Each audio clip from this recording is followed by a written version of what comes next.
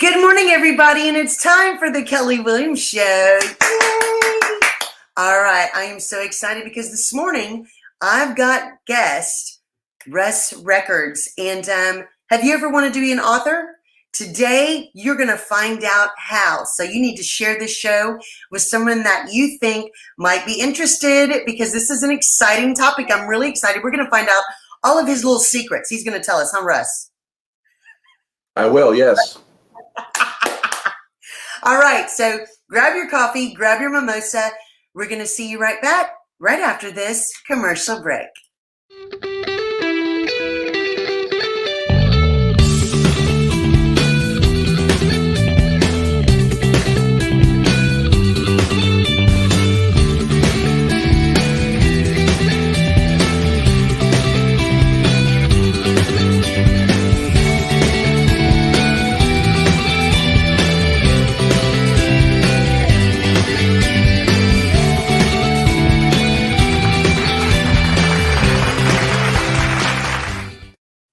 All right, and we're back.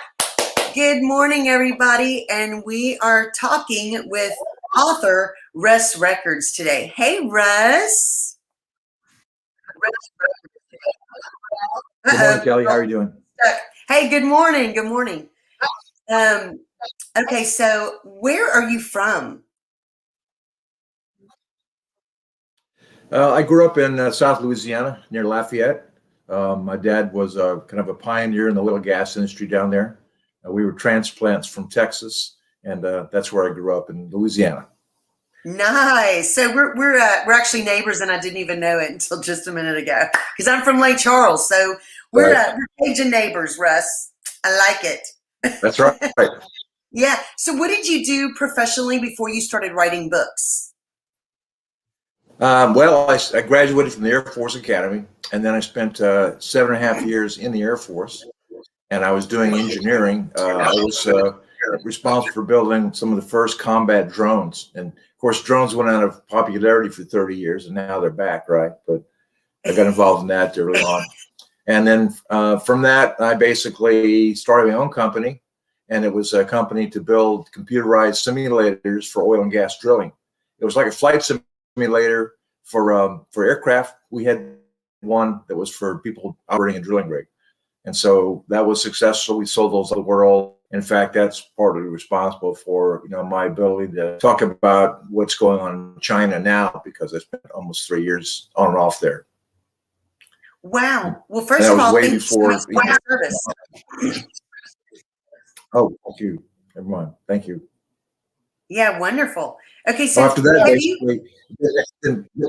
I basically entered the consulting business and spent 26 years working for a Fortune 500 consulting company. And of course, that again gave me a chance to work with companies all over the world and help them basically integrate technology into their businesses. So that was my primary job. Awesome. Okay, so have you always wanted to write books? Well, in a consulting career, you do a lot of writing. And my job was basically to investigate new technologies and try and get our clients a little bit ahead of the curve. So I had to write that up. And so I wrote a lot of stuff about wind energy and solar and electric vehicles. And it turns out a lot of what I was doing was like 5 years ahead of time. So it was really hard to get clients back, a few years ago to buy into things that they're actually investing in right now. So that's what I did. I did a lot of writing, and then as I got kind of through with that, I decided to write some short stories about my life. And so I wrote 4 or 5 short stories. And then as I saw that kind of coming together, I decided that there was a novel in there someplace. So that's kind of how I got into the novel writing business. Wow, that is very cool. I mean, because, along with myself, I know so many people who have either said they want to write a book, think about writing a book, or they've started writing. And today I know that we're going to have some people watching that are interested in finding out just how that process works, because this is something that is really interesting for people to find out this process. And we are so excited you're going to share that with us today. And guys, if you have a question for Russ, comment right here and we'll get it answered live right on the show. Okay, so Russ, tell us a little bit about your writing background. Well, I learned writing originally at the Air Force Academy, and of course they have a very precise way of doing that. It isn't very creative. It's intended for senior officers, you might say. And then I took another course in the Air Force that was much more creative, and so I got really interested in how writing should be done and what tips and tricks are to get the word across, and in terms of a message you're trying to communicate. So kind of after that, I just started off on my own. And then in the last couple of years, I found a lot of resources online, which I'll talk about a little bit later, that people can go to get inspiration and get also a lot of information on process. And that's kind of where I learned it. So there's lots of resources people can get to. That's very cool. You know, when people write books, a lot of times they'll be part of themselves in a character, or they will use life experiences to write a book. How much of your personality is in your characters, and especially in your key protagonist, Kirby Calloway? Yes. Yeah, Kirby, you go back a long way. When I first started writing it, I think this is interesting for people, is when I first started writing it, I started postulating the first book, Spies, is basically starts off with a couple of teenage boys trying to kind of grow up on their own. Their dad, Kirby Calloway, is off in Paris and then off to Nigeria working on his projects. And he kind of is not a very good dad. Okay. So, you know, that was kind of the first book. In the second book, he tries to make it up to them, but he doesn't do a really good job of it. In fact, in some cases, he makes it worse. So I started thinking about, after I'd written those books, why was I writing about a guy like that? Because in one of my book seminars, some of the people complained that Kirby Calloway was not a very, very good dad. Oh, you're right. He's not a good dad, you know? So I started thinking back on that. And then I realized that my dad was gone a lot when I was a kid, and he was off fighting wildfires, oil fires in Indonesia and, you know, in the South China Sea, and also in Gulf of Mexico and North Sea. So he was gone a lot, and I didn't really resent that at the time because I knew what he was doing was important. But then for some reason, you know, through my first marriages, for my two marriages, don't be anymore, by the way, I got to the point where I was treated a lot too. As a consultant, you know, you basically are working at client locations all over. So it kind of came to me when my 6-year-old son said, as he picked me up at the airport with my wife, he said, "Dad, what do you do on the airplane the whole week?" And I go, "What do you mean?" He goes, "Well, you get on the airplane on Monday and you come back on Friday. What do you do on the airplane the whole time?" So he thought I lived on the airplane. So that's kind of brought it home to me that maybe I should try and spend more time at home. So Yeah. that's one reason why I, was able to change my career later to be working pretty much out of the Houston office and not traveling as much. But so that I think that kind of bled over into the books because, and I didn't realize that until later, until a year later after the book was written, that I was writing about myself. And Kirby Calloway, who's really the protagonist in the second book, which is called The Zurich Conspiracy, is trying to change that. But that really came across later. I didn't get that when I was writing the book. Yeah, that is really interesting. Okay, so really quickly, did you, growing up or later in your adult life, did you have a favorite author? Yeah, I did. And this is actually a set of books I started reading when I was about 10. Okay. If you're familiar with a character, in history called Captain Horatio Hornblower, and I think some people know about him. He actually was the feature of a number of A&E episodes starring this guy called Eoin Gruffudd or something like that. But he's a great character in that role. And it was a series of about 8 or 9 books that kind of went through his history of being a midshipman all the way through an admiral in the British Navy back in the 1800s. And what I really liked about him was the way he characterized the feelings that Captain Hornblower had going into battle with his men, and how, even though he had internal conflicts, he decided he could lead them anyway, even though he, was very much a caring person around what happened to them later. But his description of the ships, the British politics, the international scene with Napoleon being the emperor of it was not the emperor at the time, but he was, the head of France. The detail and the historical documentation. I love the way he did that, as well as how he described Captain Hornblower. And when he gets married, he's very, very unsure of his marriage, and it's reflected in the book. So it's just that kind of detail is just really interesting. So I've tried to copy that when I write to have a lot of historical detail. And it's what I've got in there in some places where people can go and they can see a word, for instance, and they go, what is that? If they're reading it, they can actually go look up the word and find out what it means, or what the historical connotation is. For example, there's a Dutch foreman who's project for the Chinese in Nigeria, and he's not doing very well. But they end up having a situation where a worker is lost down in the hole that they're digging, 100-foot hole. He falls to the bottom of this hole, and so this guy Van Dorfen, who's the manager, the director of the site, calls him a verliker, which you look it up, it means loser. He's a guy who fell to the bottom of the hole and was buried there forever. I try to add a few details where people can go look out beyond the book to find out what's going on. Yeah. Or not. They can ignore it completely if they want to, but it's in there anyway.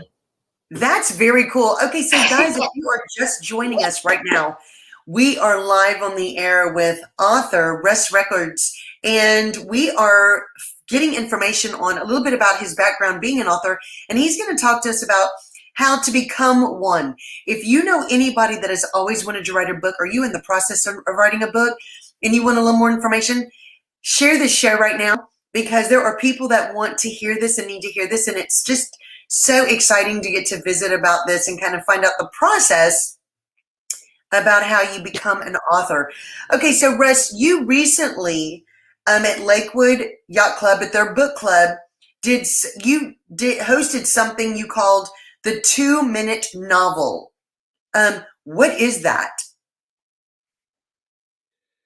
Well, when I realized that there was a process behind writing novels, and there actually is, and there's a number of people who've written about how a novel should flow, and basically some people call it the 3-act novel or whatever, and it's sort of taken from the screenplay people do for TV. It's sort of the same idea, and so I realized that there was a process there, and that could be taught. In fact, so at Lakewood, I had presented some stuff on my book Spies and all that, and I get questions from people. But the question again came up, well, how do you write a novel? And so here we are. And so I said, you can do this in just 2 minutes. You can think through this whole process in 2 minutes. You go, what? How? So I asked for a volunteer in the audience. This young lady stepped away. I said, okay, we're going to write your novel. She goes, okay. So I said, first of all, I want you to think of a character that you want the book to be about. Who's your protagonist? Tell me who that is. She says, well, I'm a ballet teacher. That's great. That's perfect. Okay. So, we'll take that, go forward, and you tell me a little about yourself, what you want as terms of your career and all that stuff. And, we talked about it for just a second or two. Then I said, okay, now, so let's talk about what would happen if a really, what we call a triggering event happened in your life. Let's say that you moved out of your comfortable environment here in Kima, and was forced to go into some place that was not so nice, and then face it as a. So she says, yeah, well, my husband got an offer to work in New York, and I thought, if we went there, I'd be a whole different life. So, all right, let's take that. Let's say you got moved to New York, and you were actually in the Bronx, okay, and you want to be a teacher, but you look around, and the only alternative is a school that's nearby that has disadvantaged students. I said, okay, now what'd you do with that? Oh, I would try and teach him, and I would maybe pick out somebody who really needed help, and we go on from there. I said, okay, well, what are some of the conflicts that you get involved in if you did that? Oh, my husband wouldn't like it, and plus, it's a really not nice place to live. I might have, conflict with my neighbors, and then what about your school? Well, some of the teachers might not like what I'm doing. Well, then you'd have to overcome that, wouldn't you? Yeah. Well, okay, look, that's what you'd have to do in the story. Okay. So let's go back to what your primary, I call the moral imperative is, your students. He says, well, I could pick out like one student is actually very talented, but is maybe physically disadvantaged, and I could work with her, and then, work with her over time and improve her. And I said, what kind of conflicts would you have there? Well, maybe her parents, or, all kinds of people that wouldn't want her to succeed, and I said, so what's the final outcome? How do you come from all that at the low at the bottom of the pit out to the top where you're succeeding and you're actually winning? Well, let's say she gets ready for this big show and she does a great job of it, and she wins let's say a role in some kind of a ballet in New York. I said, well, that'd be fabulous. So I said, so there's your story right there. And I said, let's see now. Yeah, you got 2 seconds left. Okay. So there it is. So that's the process. So let me go over it again. You find a protagonist, you find a triggering event that makes the book take off in a different direction. You kind of go through the conflicts that person is going to have to face and overcome. You also talk about the friends and allies she makes, and also the enemies she makes. And then you figure out, what is the moral imperative, which is in her case was to take this young person and move them, into a whole new different capability and win them a role, and then beyond that, what's the outcome going to be, and there's a clock associated with it too, she has to get it done by the time this ballet tryouts are going to occur. So she has to work it in terms of that clock. So those are the three elements that people have to consider. Well, the triggering event has to happen. And then there's the conflicts, and there's conflicts with yourself. There's conflicts with the environment, the conflict with other people, and even sometimes the conflict with supernatural. Okay, is God on your side, for instance, or things like that. And then beyond that, there's the clock. You have to get something done. You have to succeed by the time the clock runs out. And of course, that's very obvious in some movies now, where, like for instance, Mission Impossible, what is a bomb going to go off and the timer's set, and you have to go, solve that. So it's the same idea, okay? But you can apply that a lot of different ways. So those are the basic elements, of writing a novel. And you can do that. You can sit down with a piece of paper and write the whole thing out within probably an hour. And there you go. There's your format for your novel. Okay, that's it. That is amazing. And guys, if you are just joining us, we are live with Rus Records, an author. He just was going over his 2-minute novel and how to write a novel in 2 minutes, get your basic information down. That was awesome. I mean, that's really amazing. And I'm going through it in my head while you're saying it. I'm thinking, oh my gosh, this is literally how you structure something. It's incredible. And first of all, good morning, Nancy, who's watching from the Philippines. We're so excited you're watching this morning. And guys, if you're just tuning in, if you have a question or want to say hi or let us know where you're watching from, comment in the comments. And we're just excited that you're here with us today. Rus, what do you think the hardest thing about writing a book is? Well, let me say, writing a book is hard, okay? Typically, I write 5 to 6 hours a day, okay? So you have to have that time available to actually spend doing it. I'm people say I'm retired, but I'm not. I work hard at this. And again, like I said, I write probably at least 6 days a week.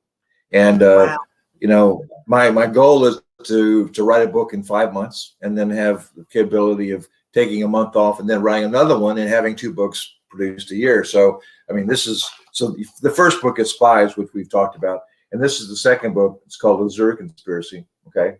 Very nice. This is a poster made for it. But anyway, so the idea is you have to work hard at it and you have to set aside time to do it. And you have to, I won't say force yourself, because once you get into it, and this is the key part, is that if you're going to be an author, if you're going to be a writer, there's basically, you have a goddess on your side. Okay. It's a goddess Calliope, and she is the muse of fiction writing. Okay. From way back in time. She was the inspiration for the Odyssey back, in the ancient times as well. So once you get started, your characters will actually help you write the book. If you define that initial protagonist in a way that is interesting, and she is, I won't say she's just basically going out there and she's meeting people and she's meeting different friends, and sometimes she makes enemies. The book helps you write. The characters help you write the book in terms of, what happens next. Okay. And a lot of times in the first book, I would actually find a gap in the story, and then I have to create a character, or my characters would actually recommend to me a character to be started up in the book to help fill that gap. And there was a case in Spies where, the officer in charge of doing this investigation was actually not interested. Okay. So I had to create a character who was a young black detective named Ray Watson, who basically filled in that gap and was the one that could actually complete the investigation and find out what really happened, in that case. So your characters will help you write the book. They'll tell you what to do. They'll suggest things. Like, for instance, in Spies, the moral imperative is human trafficking. Okay. And that wasn't part of the original script. Okay. My character Kirby Calloway identified that while he was like touring the docks in Lagos, in Nigeria, and saw a lot of that going on. So he came to me and said, "Look, let's talk about human trafficking. Let's find out more about that, and then let's make that the moral imperative." So I said, these things come to you as you write. So the important thing is to sit down, start writing, and then all this will be happening for you. Wow. So I guess it's really focusing on making sure that you've got the time to put into it. First of all, so that you can. You have to make the time, and a lot of people write, from the time they get home from work, until 3 or 4 in the morning. Okay, it takes that kind of dedication. But I'll tell you, like I said again, it's not hard because your characters will help you, and it push you along basically. Yeah, absolutely. That is very cool. My parents are watching. Good morning. Hi. And good morning, Sandy. Great information. It is amazing information. This is so awesome to get to hear all of this. Okay, so Russ, if somebody's watching the show and they're writing all this information down and they're kind of getting notes from you, what in a short way to put it, what are the steps to writing a book? Well, one thing we didn't talk about was publication, and I don't want to get into that in much detail because that's what happens after you finish the manuscript. We talked about how to get the manuscript done, and I basically write everything I do on an iPad on my desk. I'm not on my desk. I sit in my big chair and I write it on this thing. Okay, yeah. But once it's done, basically, then you have to figure out how to get it published, and there's a lot of different ways of doing that. One of which is do self-publishing, which I'm doing now, which means that there's a lot of things like Amazon KDP is where you would go to do self-publishing. Okay, and there's a lot of aids there to help you put the book in the right format, get it sized properly, get a cover on it, and then basically they'll help you publish it either paperback or Kindle. Okay, so that's the easiest way. The hardest way is to go find an agent that will represent you. And if you do that, though, what happens is they will take your book to a publisher, and then at that point, you pretty much lose control of your book.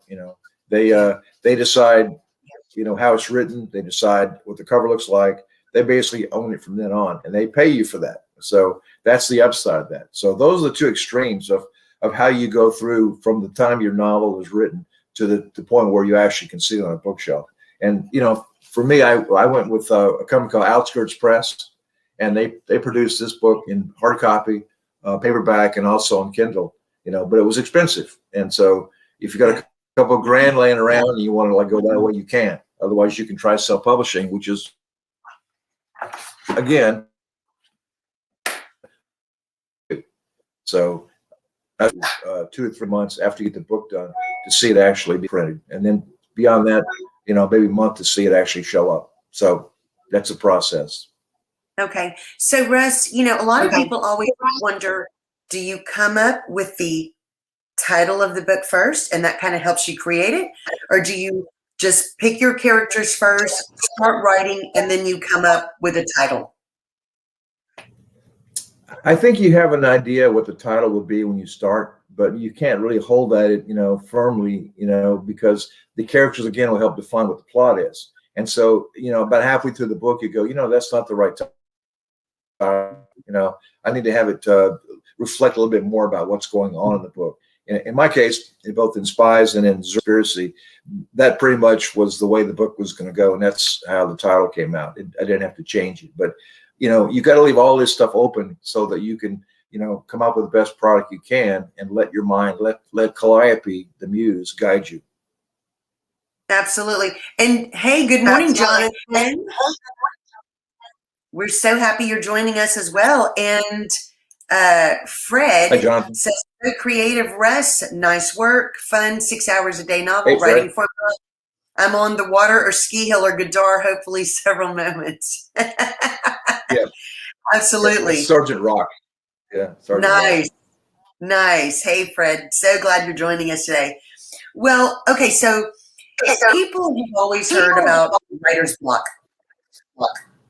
What really is it, and how do you overcome it? What are some of your um, thoughts on how to get past that if somebody's dealing with it? Well, I don't believe in writer's block. I don't believe in it. And the reason I don't believe in it is that if once you get to a point where you're stuck, one thing you can do is just kind of walk away for a couple hours, and then guess what? Things start to flow back in your head, and you have it again. The other thing is just start writing. You don't have to save everything you write. You can write something and say, "Shit, that's crap. I'm gonna get rid of it." That doesn't add to the plot. It doesn't add to the characters achieving their moral imperative. And so the point is either go off and think about it for an hour or two, but then come back and start writing. Okay, write about anything. It doesn't have to be your book. It could be anything. But as you do that, you will gradually have the muse will again influence you, and you will find a way of getting back to the story. So, like I said, I don't believe in it. Okay, doesn't happen. Doesn't happen to me. These are the two things. That's there's two things. really, So, yeah, that's a really interesting perspective, because it's such a common term now that you hear people say writer's block, writer's block, writer's block. And I'm thinking, I just wanted to get your thought on that, because you hear it so much. I'm thinking, is it an excuse? Are they hitting a creativity? I mean, look, and I understand creative blocks sometimes are everybody kind of everybody gets to a point where they have a pause in the novel, because you get to a point where you go, I'm not sure what happens next. Well, guess what? The characters do know what's coming. Okay, so go off, think about what they would do, and then write that part. Now, if they're wrong, fine, go back and correct that. But you don't have an excuse to stop. Okay, you don't have time to stop. You're trying to get a book done. You've got to keep working on it. So there's no excuse for taking 3 weeks off to go down to the Caribbean. Of course, you may write another book while you're down there, but so if you're really a writer and an author, you will not stop. You cannot stop. It's in your head. It's a passion, you might say. Yeah, I love that. Okay, so what is next for you? Are you writing more books right now, or what is happening? Yeah, like I said, once you're a writer, you can't really put it down. And so the next book, which I mentioned, is the Zurich Conspiracy, and it's ready. It's in publication now, and I expect to see it out, in a couple of months, because that's how long it takes. But like I said, I kind of flashed the poster of what it's going to be, and it's going to be it's interesting because it deals with a conflict in Nigeria between Boko Haram and China. Okay, and it's really interesting. Last night I was watching the program, the Navy SEALs, and they're all in the conference room, and the commander comes in and says, "Okay, what's next for us, boys?" "Well, we're going to go and we're going to fight the Chinese in Boko Haram in West Africa." I go, "You got to be kidding me! You must have read my book." Okay, so I try and reflect on real current events that are going on and build them into a book. And so what I have now is another book beyond this one, which is a continuation of the Kirby Calloway sequel, you might say. And I have one more book in mind for that. But I have another book in mind that deals with a young FBI agent looking for his missing partner up on the coast of Maine. And so that's probably going to be one I spend a lot of time on. And I have 2 or 3 books beyond that I've basically sketched out. So each one of those has problems, some of which is around being able to travel and visit these places where I want to write about. But we're going to take a trip up to Pocasset, Massachusetts, which is where the Spies book was set, and then go beyond that this October up into Maine to look for spots for where this new book, which is right now it's called The Forbidden Island, but I'm not sure whether that'll stay or not. But we're going up there for my young son Morgan's wedding, and we're going to keep going and drive up to Pocasset, Massachusetts, which is in Cape Cod, and then go up to Maine. So that's So coming. fun. So there'll be more books beyond that. I have 2 more that I'm just basically thinking about. And like I said, if you're called by the muse to write, you will not stop until you're dead, probably. Yeah, exactly. One thing. Yeah. Your books seem to be kind of in the thriller, not scary, but kind of thriller, exciting, plot turns and twists and things like that. Very interesting. Is that kind of how you like to write? Because they sound exciting. Well, that's right. I've taken on the thriller genre, and I've written 2 books now, and maybe a third one in that one. The fourth one, Forbidden Island, is sort of the same thing. But I've thought about writing a romance novel. I actually have a young lady who contacted me who wanted me to write about her life, and Wow. so I've interviewed her a number of times to find out, what's interesting. Because I said, I don't do autobiographies. Okay, so Yeah. I would turn your life into a thriller. Now you may not like that, but that's where I would go with it. But as I got into it more, I said, this could be turned into like a dark romance novel. So that's kind of where that one's going. And that's, again, one of the ones that's on the burner in the back there, to think about. That is So exciting. yeah, writing romance novels is totally different. There's a totally different, set of rules on that one. And so I'd have to go learn those if that was the case. Yeah. If somebody is an aspiring author, are there websites or something they can go look at Yeah. to get help? There are a number of sites. There are a number of organizations that help you. I'll give you 3. Okay, Writer's Life is a website that has lots of help. Writer's Digest is another one. There's also Book Baby, and those are some of the sites I would look at. Now, the one that I really enjoy the most is a subscription service called Masterclass.